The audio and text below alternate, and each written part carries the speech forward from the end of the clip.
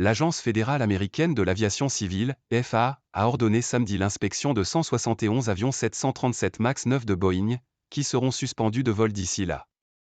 Cette décision a été prise suite à un incident survenu vendredi lors d'un vol près de Portland, dans l'Oregon, dans le nord-ouest des États-Unis. Après un incident survenu vendredi lors d'un trajet aérien près de Portland, dans l'État de l'Oregon, l'Agence fédérale américaine de l'aviation civile, FAA, a ordonné, samedi 6 janvier, l'inspection immédiate de 171 appareils 737 MAX 9 de Boeing, suspendus de vol d'ici là.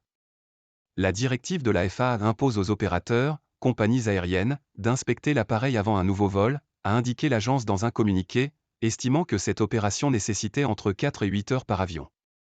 Selon des données communiquées par Boeing à l'AFP, quelques 218 exemplaires du 737 MAX 9 ont été livrés à ce jour. Avant l'annonce de la FAA, la compagnie aérienne américaine Alaska avait déjà neutralisé la totalité de ses 65 avions de ce modèle. La décision faisait suite à un incident survenu vendredi peu après le décollage d'un vol Alaska Airlines depuis l'aéroport international de Portland, dans l'État de l'Oregon, dans le nord-ouest des États-Unis, vers 17 h, heure locale, à destination d'Ontario, en Californie, dans la grande banlieue de Los Angeles. Selon des images postées sur les réseaux sociaux, une porte s'est ouverte et détachée de la carlingue en plein vol. L'appareil, qui transportait 171 passagers et 6 membres d'équipage, était alors à près de 5000 mètres d'altitude, selon des données de vol du site FlightAware. C'était vraiment brutal.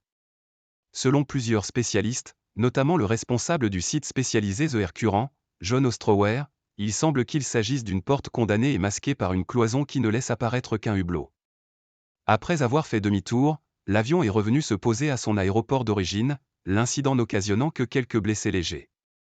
L'appareil est revenu atterrir en sécurité à l'aéroport international de Portland avec les 171 passagers et 6 membres d'équipage, selon un communiqué d'Alaska Airlines. C'était vraiment brutal.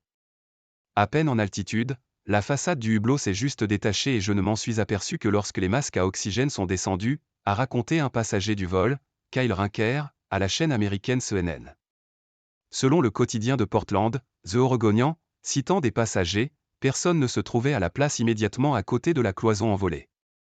Mais l'adolescent qui était assis dans le siège du milieu a eu sa chemise arrachée par la décompression, occasionnant des blessures légères, selon le quotidien.